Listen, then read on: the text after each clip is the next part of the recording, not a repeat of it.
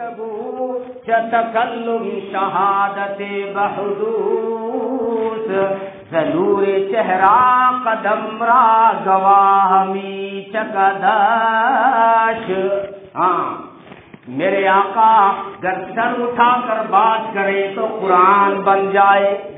میرے آقا سر اٹھا کر بات کریں تو قرآن بن جائے. میرے آقا سر جھکا کر بات کریں تو حدیث بن جائے. آخری شعر ضلور چہرہ قدم را گواہ می چکداش.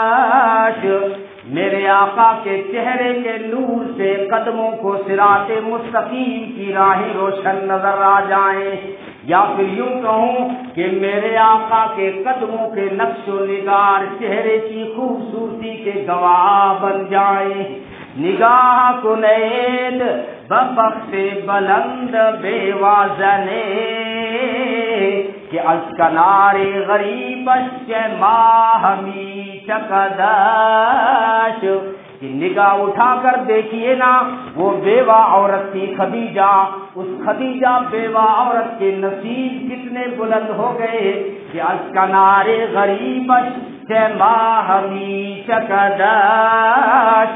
کہ جب اس غریب جھونپڑی میں آسمان نبوت کا سراج منیر طلوع ہو گیا، جب اس کی غریب جھونپڑی میں غریب جھونپڑی میں چودھویں کے چاند نے ڈیرے جما لیے، پھر کیا ہوا کہ اس غریب جھونپڑی کے خشو خاشاک اور ذرے زمرد اور یاقوت نظر آئے.